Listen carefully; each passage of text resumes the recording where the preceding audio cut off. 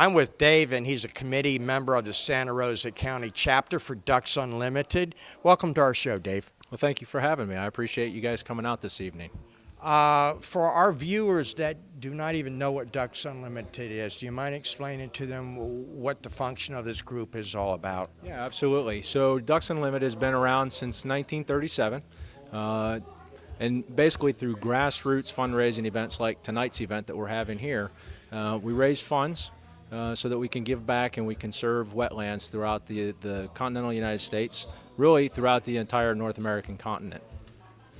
Yeah, I noticed that you got a lot of tables here tonight. Just so that everybody knows, I'm doing this interview before anybody gets here so that it's a little bit quieter, but you're going to have a pretty good turnout tonight in Navarre. We are. This is our first time hosting this event here in Navarre, and we have had an absolutely stellar support from the local community. So we are really excited about tonight. We're anticipating about 185 people here, local businesses, local members of the community, and it's going to be a great event. Now, I also know that you got a special guest speaker tonight. We do. We've got Sonny Schroyer, and for those that grew up in the 70s and 80s, I guess, everybody would know him as Enos from Dukes of Hazzard. Yeah. I'm even looking forward to meeting him. I remember watching him in the 70s. That's right. Yeah. Yep. Very good. Okay. Well, I know tonight's going to be a big success, and with the auctions and everything else that you got going, I'm sure that a lot of money will be raised for a great cause. And thank you very much for being on our show. Thank you. Thank you very much for coming out. Okay. I'm with David Reeves. He's the executive chef of Chop House here in Navarre, and he's playing an important part here because he's donated a very nice package to be auctioned off tonight. And do you mind telling everybody what that package is? You know what? It's going to be a tailgate party for 10 people, and what that entails is you pick your favorite team, you pick your weekend that they're playing, you invite your friends over, and we do the rest. We're going to bring our 6-foot grill. We're bringing burgers, dogs, bratwurst, chicken wings, a keg of beer, a staff to serve it, a staff to clean it up. I'm going to be out there to meet and greet everybody because I go to every one of these, and it's a fabulous value. It's valued at somewhere around $500. Wow. It's pretty nice. Pretty nice auction. That is nice. Listen, in case you guys haven't checked this out, make sure that you stop over at the Chop House over here in Navarre. It's right next door to Hell and Back. They serve great food. Thanks a lot for being on our show. Oh, my pleasure. Absolutely. Thanks for having me. Appreciate it. And we're at the 2014 Ducks Unlimited event here in Navarre. It's the first time they've had this event here. And people are starting to roll in here. They're walking around and looking at the tables to see what they can bid on and auction on. And this is a fundraising event. And so we ought to have a fun evening.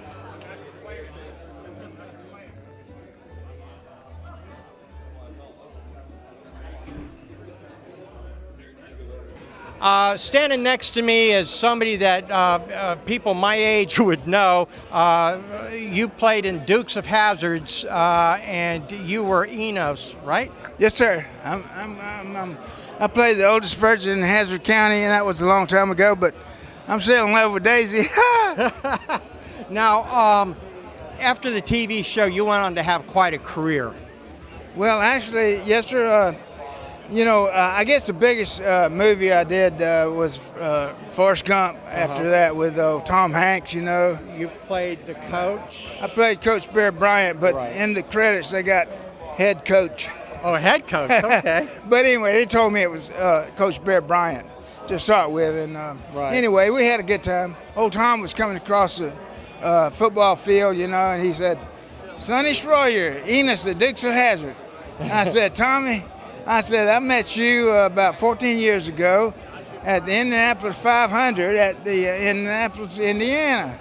He said, "No," he said, "it was a soapbox derby in Akron, Ohio." And I said, "Tommy, that's the reason you won all those Oscars. You got a good memory, boy." Now, I read a little bit about your bio, and I know that you recently do a lot of fundraisers and a lot of supporting of groups like this. And I really think that that's commendable. Well, I appreciate that. Ducks Unlimited They had 597,000 and members, and I just want to say that they're a good organization, and if y'all not a member, go ahead and be a member, but because it's 597,000 and one member. I'm a new member. Oh, great. Well, listen, it's been a real pleasure for you to take the time to talk to our viewers here. We're a little small town, but hey, it's a beautiful town. I love Navarre. this is a big deal for us. Hey, it's a big deal for me. Listen, Dick Brungabber, he brought me with he put me together with Ducks Unlimited, and I appreciate that very much. And everybody here has been mighty good to me, and we love y'all. Thank you. Thank you very much. Thank you very much. Manny, thank you, buddy. God bless you. Thank you. too. Appreciate it.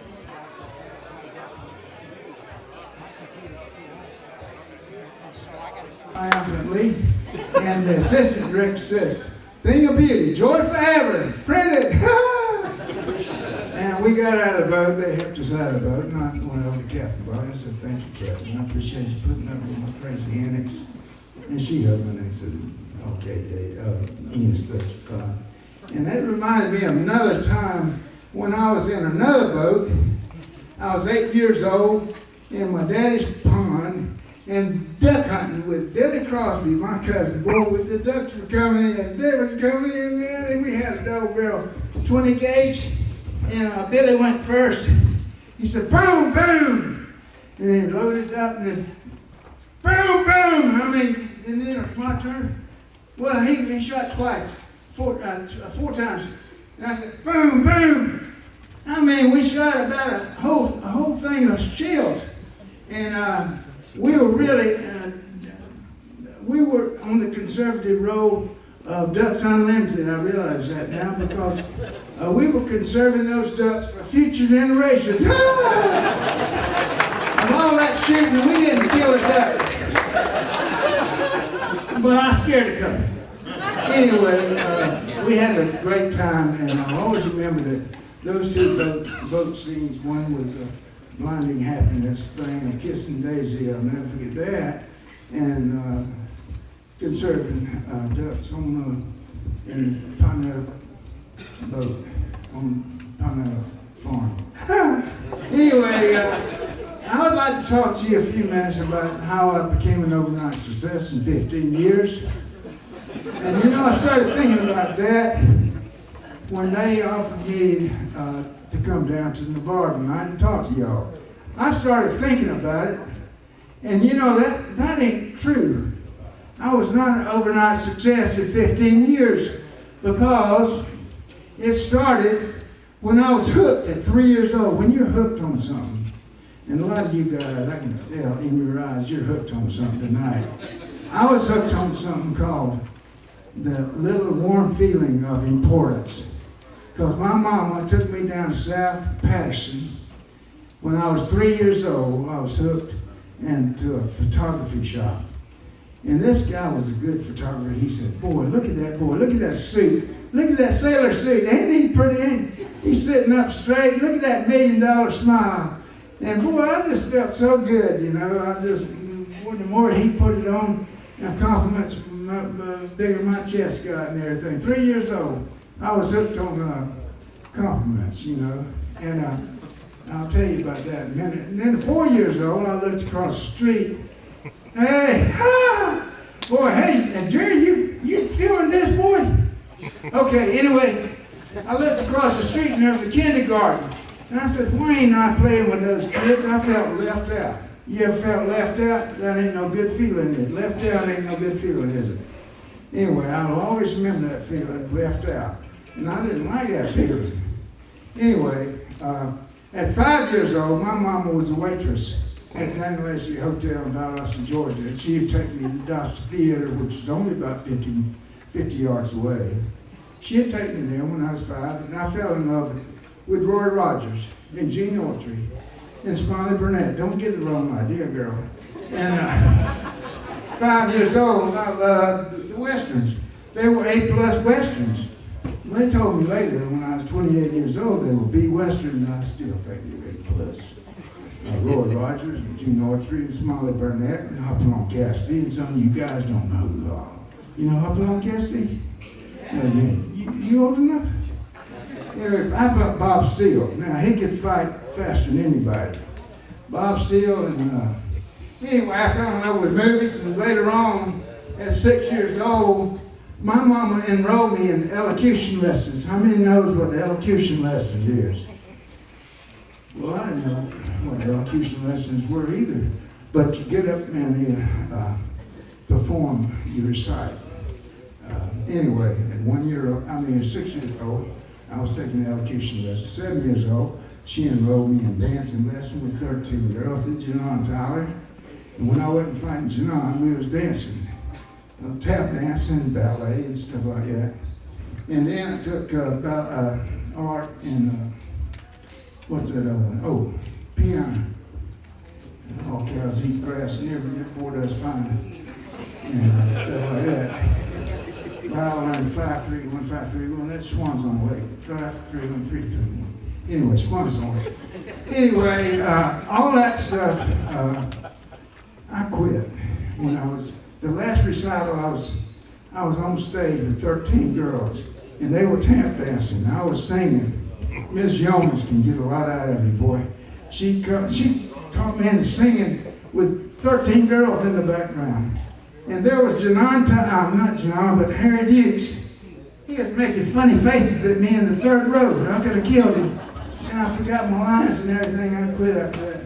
Anyway, I was just telling you that because I couldn't have been an actor without those early years. And when I graduated from Georgia, I went to Atlanta, Georgia. Are you timing this? How many minutes have we got? 4 more minutes. Okay, I'll wrap it up quick. Anyway, I started modeling. This old boy is my neighbor, Frank Garner. He said, I want you to be a model football player, drinking a Coca-Cola. It's going to be on the back of Georgia Tech football program on Thanksgiving. And I said, I don't know anything about that, Frank. He said, well, I'll give you $25. And I said, I'll try. So anyhow, I tried and started doing modeling, and then I got a commercial, got an agent, got a commercial, started doing little parts in movies after I got the commercial, because I did the commercial in New York City, and I got SAG after.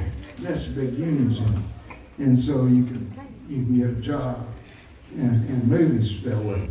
Anyway, the biggest movie I was in, I guess, was Forrest Gump.